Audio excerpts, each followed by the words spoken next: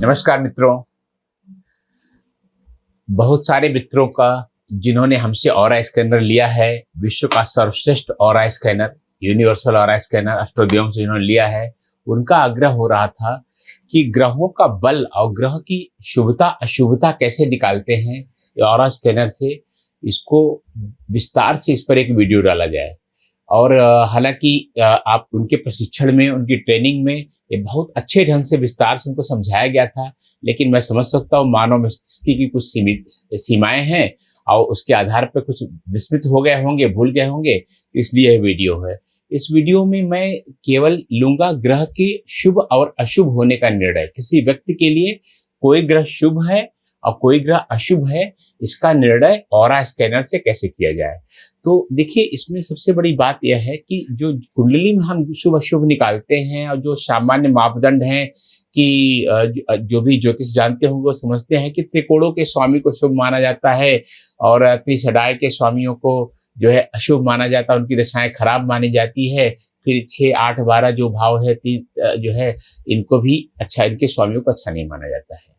लेकिन जब aura scanner से निकालते हैं तो यह निकालना शुभ अशुभ ज्यादा विस्तारित हो जाता है और ज्यादा प्रामाणिक हो जाता है।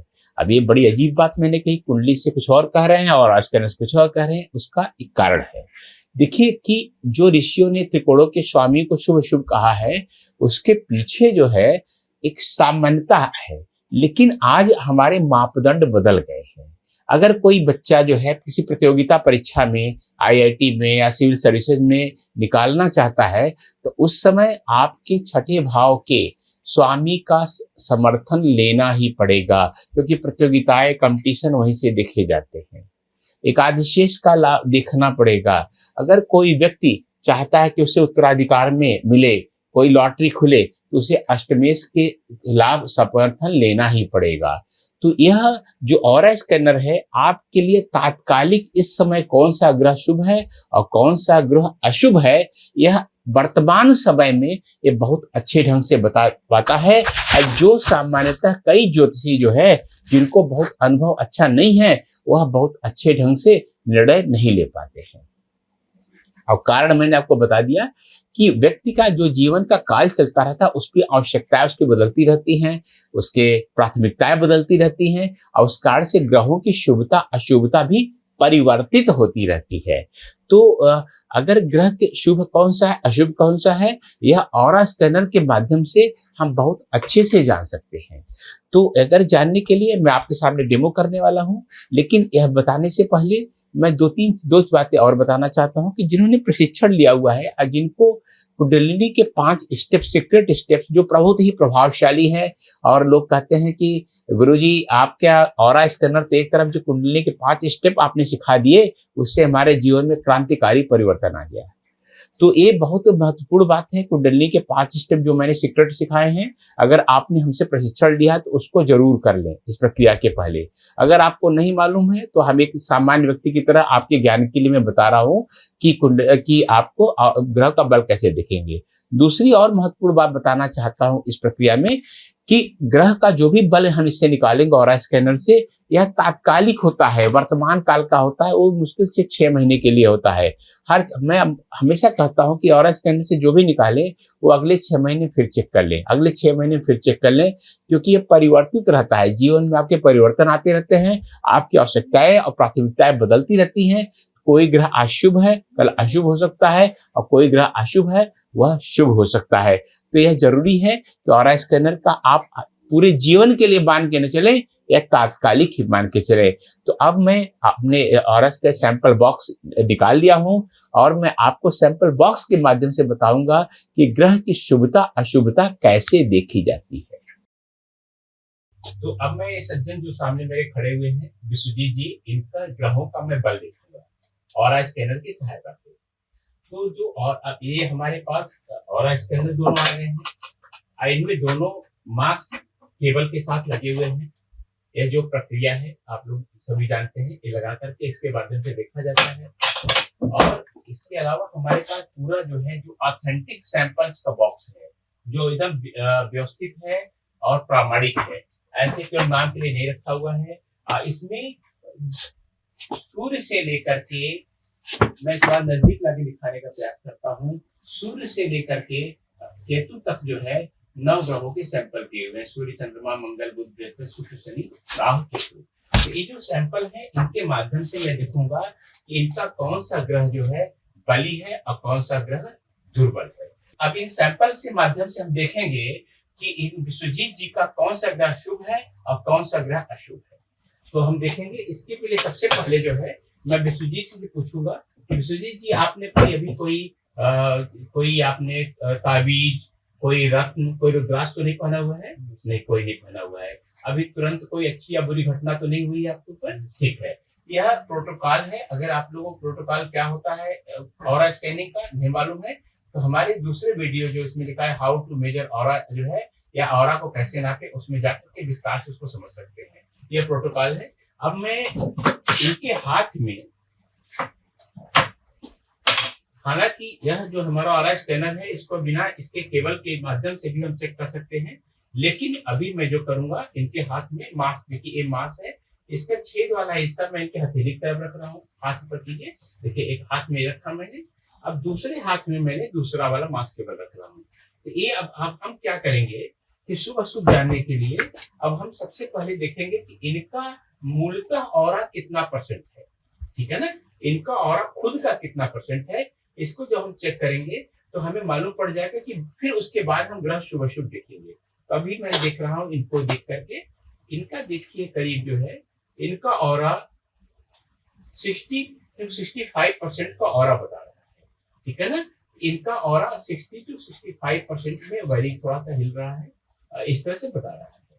ठीक है ना, जैसा मैं देख पा रहा हूँ कि अब मैं इनको इनकी तरफ ऑरा स्कैनर को किया तो ये करीब 60 to 65% का ऑरा इनका बता रहा है। ठीक है ना, अब हम एक एक ग्रह का देखेंगे। अब मैंने जो इसमें पॉजिटिविटी का सैंपल लगा हुआ था उसको निकाल करके ग्रहों का सैंपल एक एक करके प्रयोग करूंगा और उससे देखूंगा कि क्या प्रभाव पड़ता है और कौन सा ग्रह शुभ है और कौन सा ग्रह अशुभ है। तो हमने देखिए पॉजिटिविटी का सैंपल इसमें से भी निकाला और दूसरे स्कैनर में से निकाल दिया।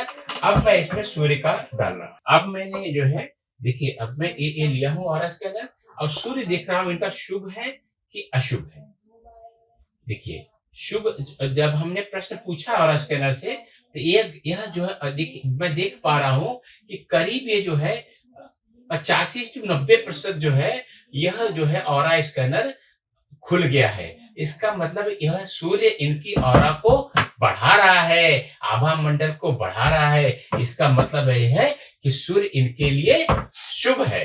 अब मैं इनके लिए चंद्रमा का सैंपल लगा रहा हूं। अभी चंद्रमा का सैंपल लग चुका है। अब चंद्रमा का मैं देख रहा हूं, तो चंद्रमा का देख रहा हूं, चंद्रमा तो अरे वाह, ये तो पूरा का पूरा 100% कर दे रहा है। इसका मतलब है कि चंद्रमा इनके लिए अत्यंत शुभ है, अत्यंत शुभ है, अत्यंत शुभ है, लगभग 100% कर दिया है। अब मैं इसके बाद मंगल का देखूंगा। मंगल भी इनका जो बता रहा है वह करीब 90% जो है इनकी ऑरा को बढ़ा दिया है, 90 से 95% तक ऑरा बढ़ा दिया है। इसका मतलब है कि इनका मंगल भी इनके लिए शुभ है। अब हम बुध को जो है चेक करने जा रहे हैं। अभी तक जो हम लोग देख पा रहे हैं सूर्य, चंद्रमा, मंगल तीनों ने इनकी ऑरा या आभा मंडल को बढ़ाया है। इसका मतलब ये तीनों इनके लिए शुभ हैं। अब अगर हम देखेंगे बुध को, तो बुध में देख रहा हूं कि इनकी ऑरा को काफी कम कर दिया है। ये लगभग इसने इनकी 30% कर दिया है ऑरा जो है, जिसका मतलब है कि 25 से 30% इनकी ऑरा हो रही है। इसका मतलब बुध इनके लिए क्या है, शुभ नहीं है या अशुभ है। अब मैं गुरु का देखने जा रहा हूँ। देखिए गुरु का मैंने लगा लिया। अब गुरु यानी जुपिटर, जुपिटर का जब मैंने लगाया तो देख रहा हूँ अरे वाह, ये तो गुरु भी इनका जो ऑरा को बढ़ा रहा है। जो ऑरा बढ़ा रहा है करीब 85% या 80 to 85% के बीच में, यह थोड़ा सा स्थिर नहीं हो पा रहा। अब 85% जो पर यह स्थिर हो गया है। ठीक है ना, तो गुरु भी इनकी ऑरा को बढ़ा रहा है। इसका मतलब गुरु भी इनके लिए शुभ है। अब हम बात करेंगे शुक्र की। शुक्र इनकी ऑरा को काफी कम कर दे रहा है। जिस तरह बुध ने कम किया, इस तरह शुक्र ने भी इनकी ऑरा को काफी कम किया है, आभा मंडल को कम किया है। ये 25% मुश्किल से रह गया है, शायद उससे भी कम ना हो जाए। तो यह जो है इनकी शुक्र जो है इनके लिए क्या हुआ, अशुभ है, यानी ऑस्पिशियस नहीं है। अब मैं शनि को देख रहा हूं, शनि ने भी इनकी ऑरा थोड़ी कम की है, लगभग 50-55% की है। इसका मतलब शनि भी इनके लिए शुभ नहीं है, लेकिन उतना अशुभ नहीं है जितना जो है हम बुध और शुक्र को हमने देखा था। तो शनि भी इनका शुभ नहीं है, उतना अशुभ नहीं है। अब हम आएंगे राहु पर। राहु हम देख रहे हैं, देखिए राहु अत्यंत नकारात्मक बता रहा है। इसका मतलब राहु इनके लिए बहुत ही खराब है, अत्यंत खराब है। यह 0% से अंदर जाकर के नकारात्मक बता रहा है। इसका मतलब यह है कि राहु इनके लिए बहुत ही खराब है, राहु अत्यंत अशुभ है। अब मैं केतु, जो अंतिम ग्रहों की श्रेणी में अंतिम ग्रह आता है केतु, उसको मैं जो है चेक करने जा रहा हूँ। केतु भी इनके लिए काफी शुभ बता रहा है, करीब 90 से 95% का। तो यह केतु भी इनके लिए शुभ है। इन 9 ग्रहों का जो मैंने देखा, यह 9 ग्रहों में हमने देखा सूर्य, चंद्रमा, मंगल, बृहस्पति और केतु इनके लिए शुभ है। अब बुध, शुक्र, शनि और राहु अशुभ है। तो इस शुभता अशुभता का निर्णय हमने इनके लिए किया, ठीक है ना। तो जैसा आपने देखा, मैं विश्वजीत जी के लिए कौन सा ग्रह शुभ है, कौन सा ग्रह अशुभ है, इसकी मैंने बहुत अच्छे ढंग से हम लोगों ने देखा कि सूर्य से लेकर के केतु तक कौन कौन से ग्रह शुभ थे, कौन से ग्रह अशुभ थे। ज्योतिष में इसके लिए कई मापदंड है, अलग अलग ग्रंथ अलग ढंग से बताते हैं। और ज्योतिष के कई प्रकार हैं, कई चिंतन की और विश्लेषण की प्रणालियाँ हैं, उनमें अलग अलग ढंग से निकल के आता है। लेकिन मैं आपको विश्वास दिलाता हूँ कि ऑरा स्कैनर के माध्यम से जो हमने निकाला है कि कौन सा ग्रह शुभ है, कौन सा ग्रह अशुभ है, वो नितांत प्रामाणिक है। और इसके माध्यम से जो उपाय आप करेंगे, जो रेमेडीज करेंगे, वह निश्चित ही जातक को लाभ करेंगी। क्योंकि इसके माध्यम से हम लोग, मैं 30-35 साल से ज्योतिष का बहुत ही अध्यापन कर रहा हूँ, पढ़ा रहा हूँ और प्रैक्टिस भी कर रहा हूँ। और ऑरा स्कैनर के माध्यम से जो निकाल के हमने देखा, उसके माध्यम से जो जितना लाभ हुआ उतना अन्य माध्यमों से लाभ नहीं हुआ। तो फिर से मैं रिकैप कर ले रहा हूँ। किसी भी जातक का लाभ के लिए शुभ अशुभ ग्रह का जानना जरूरी है। उसके लिए समय के साथ परिवर्तन होता रहता है, क्योंकि प्राथमिकताएं और जीवन में आवश्यकताएं बदलती रहती है।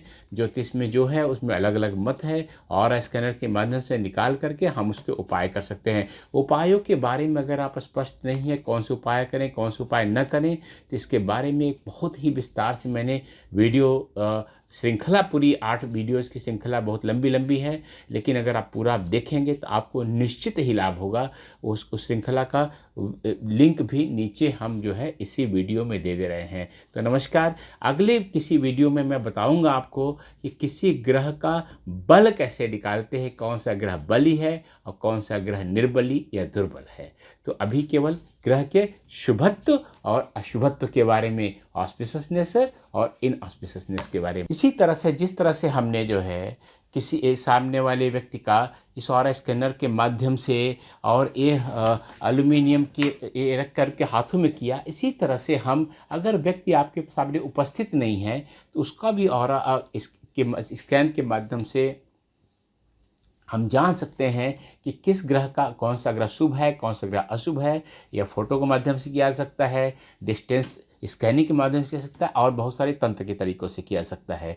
तो कुछ तरीके जो सामान्य हैं वो तो मैंने एक वीडियो में डाल दिए हैं, वो आप देख सकते हैं। लेकिन जो कुछ तंत्र के तरीके हैं, गुप्त हैं, वह मैं सामान्य रूप से वीडियो पर सबके लिए नहीं डाला जा सकता है, उपयुक्त भी नहीं है, उससे सामने वाले का नुकसान भी हो सकता है। तो इसलिए मैंने जो है उन्हीं को केवल देता हूं जो मेरे प्रशिक्षण में, ट्रेनिंग में भाग लेते हैं, और जिनको मैं व्यक्तिगत रूप से उनकी कुंडलिनी जागृत करता हूं। तो कुंडलिनी जागृत होने के बाद वो तंत्र के तरीके समझने में, उपयोग करने में सक्षम हो जाते हैं, तो इसलिए उनको दिया जाता है। अब बाकी अन्यथा अन्य लोग को नहीं दिया जाता है, तो इसके लिए क्षमा। मैं नमस्कार, मैं हूँ आचार्य कल्की कृष्ण।